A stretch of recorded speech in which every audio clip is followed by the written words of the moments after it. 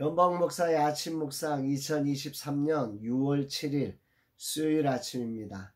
오늘은 출애굽기 22장 16절로 17절 말씀을 통해서 책임지는 존재, 이런 제목으로 말씀 묵상의 은혜를 나누겠습니다. 어제 저녁에 아내의 친구로부터 밭에서 키운 상추를 가지고 온다는 연락을 받았습니다. 가까이 있지도 않고 아주 멀리 있는 친구가 자기 밭에서 난 상추를 친구에게 주기 위해서 차를 타고 그렇게 와서 상추를 전해주면서 상추만 줄 수 없다고 고기까지 챙겨서 이렇게 주는 모습을 보면서 아내 친구의 사랑이 참 고맙고 귀하다. 그리고 저희들에게 아주 긴 여운을 남기는 것을 느꼈습니다. 그래서 우리 부부도 그렇게 누군가에게 그렇게 긴 여운을 남기는 사랑으로 후반전을 살아갑시다. 이렇게 다짐하는 시간이었습니다. 저 개인적으로는 상추쌈 먹는 것을 참 좋아하는데 제 마음 어제 저녁에 정말 먹고 싶었거든요.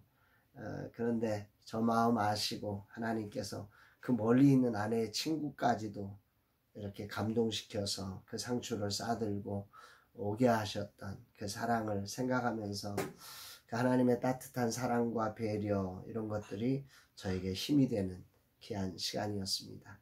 침 삼킬 동안도 나를 놓지 않으시는 하나님의 사랑이 많이 부담스럽고 왜 나만 꼭 이렇게 해야 되나 그런 생각도 하지만 이렇게 세밀하게 챙겨주시는 하나님의 사랑으로 다시금 힘을 얻고 주님이 정하신 그 길에 서려고 노력하면서 나아갑니다. 이날 주님은 어떤 말씀으로 인도하실까? 오늘 본문은 그 사람에 대한 이제 본문으로부터 시작해서 16개의 그 민법이라고 하는 부분, 사람을 향한 여러 가지 규율을 펼치고 있는데, 그 중에 첫 번째로 약혼하지 않는 처녀와 동침하는 경우 어떻게 할 거냐, 이런 규율이 기록되어져 있습니다. 16, 17절 사람이 약혼하지 아니한 처녀를 깨어 동침하였으면 납폐금을 주고 아내로 삼을 것이요, 만일 처녀의 아버지가 딸을 그에게 주기를 거절하면 그는 처녀에게 납폐금으로 돈을 낼지니라. 만일 정혼하지 않은 처녀를 유혹하여 동침할 경우에는 그녀와 결혼하고 또 정한 결혼지참금을 내야 했는데, 신명기 22장에 의하면 은 50세겔을 내야 했고 이 경우 평생 이혼할 수 없었다. 여기 성경은 기록하고 있습니다. 신명기 22장에 나오는 이야기인데요. 만일 그녀의 아비가 딸을 주기 만약에 거절하면 또 어떻게 되느냐, 그 남자는 여전히 그 여인에게 납폐금, 결혼지참금을 지불해야 했습니다. 왜냐하면 그 딸이 결혼할 가능성이 줄어들었기 때문에 그 책임지는 과정에서 그렇게 하라고 하나님은 말씀하고 있는 것입니다.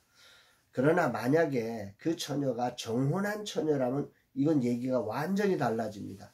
그러면 신랑과 신부 둘 다 돌로 쳐 죽임을 당해야 했다. 왜냐하면 하나님 나라는 언약의 나라인데 이 언약이 깨뜨려진 것에 대해서 하나님이 굉장히 아주 과도한 반응으로 이 언약을 처결하는 것을 보면서 우리 인생이 하나님의 말씀 앞에 선다는 게 어떤 의미인지를 다시 한번 생각하게 됩니다. 출애굽기에 나오는 하나님이 주신 율법을 묵상하면서 계속 반복되는 것은 이웃에 대한 책임을 강조하고 있다는 것입니다. 인간은 누구냐? 자신의 삶에 분명한 책임을 져야 하는 존재다. 이런 이야기를 하는 것 같습니다. 또한 인간이라고 하는 존재가 얼마나 소중하냐, 이런 이야기를 이제 전체적인 맥락에서 말씀하는 것 같습니다.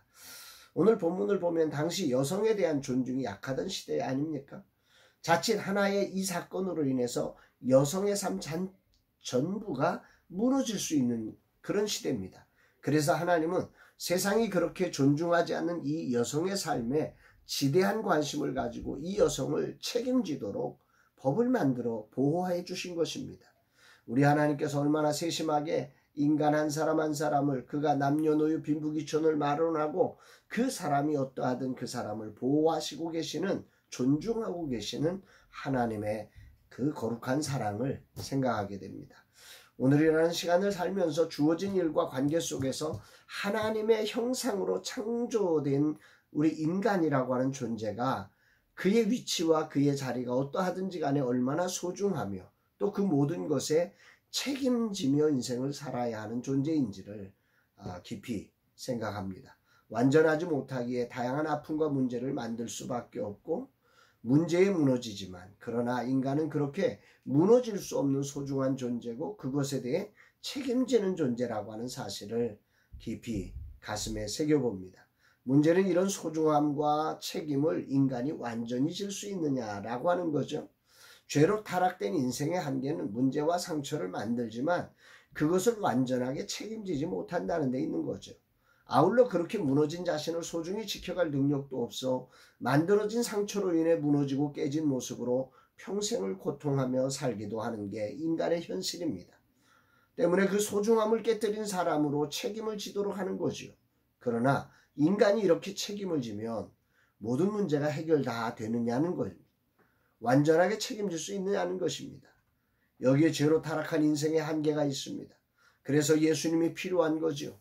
소중함이 무너지는 사람에게 또 책임을 제대로 지지 못하는 인생에게 모두 예수님이 필요하다는 것입니다. 인간의 법과 노력만으로 완전한 회복을 만들 수 없음이 역사의 진실입니다. 그래서 하나님은 예수 그리스도를 통해 이렇게 소중함이 깨어진 시대를 치료하고 책임질 수 없는 무력한 이들을 치료하시며 우리에게 다가오신 것입니다. 오늘 주님은 나에게 무엇을 말씀하시려는 것일까? 나는 소중함이 깨져 흔들리는 이들에게 소중함을 일깨우고 다시금 소중함의 자리로 갈 수 있도록 하는 일에 부름을 받은 종입니다. 웨이브리지 온라인 플랫폼의 역할은 바로 그런 것일 겁니다. 인생 선배로서 후배들의 소중함이 깨져가고 있는 시대에 길을 수축해주는 역할을 정말 하고 싶습니다. 아니, 주님의 마음입니다. 부흥의 밀물과 썰물을 다 경험한 세대로서 썰물처럼 빠져나가는 교회의 침몰을 목격하는 세대에게 책임감을 느끼며 남은 시간을 책임지는 존재로 살아가고 싶습니다. 그러나 분명한 것은 진정한 대안은 예수 그리스도임을 알기 때 어찌하든지 다음 세대가 예수 그리스도를 만날 수 있는 통로가 되도록 해야 한다는 거죠. 인간은 책임을 져야 합니다. 그러나 인간의 책임이 온전한 회복을 이룰 수 없음을 인정하는 겸손이 또한 필요합니다. 또한 나의 이 소중함이 세상의 어떤 결과로 포기할 수 없을 만큼 소중함도 알아야 합니다. 이 소중함을 아시고 우리를 찾으시며 회복하시는 주님을 알고 또 알려야 합니다. 이것이 나의 책임이라 생각됩니다. 주님, 오늘도 이 종이 책임지는 존재로서 주어진 자리에서 소중함을 잃은 세대에게 진정한 소중함을 주시는 주님을 소개할 수 있게 하옵소서. 다음 세대가 다시 그리스도의 세대로 일어나는 통로로서 쓰임받게 하여 주옵소서. 웨이브리즈가 진실로 이 역할을 감당케 하소서. 저로는 알 수 없습니다. 주님이 대표가 되셔서 이 길로 인도하여 주옵소서 고백합니다. 사랑하는 여러분, 오늘 하루 여러분들의 삶과 사역 속에서도 이런 정말 한 인간의 소중함과 그리고 우리 인간이라는 존재가 우리가 벌인 모든 일들의 책임감 있는 리더로 부름받았다는 사실을 기억하며 그 일을 정말로 주님의 마음으로 감당하되 그러나 우리 인간이 완벽하게 할 수 없음을 기억하며 주님을 우리 주인의 자리에 모시고 주님과 함께 그 일을 감당해가는 복된 날 되시기를 주의 이름으로 축복합니다. 사랑합니다, 여러분.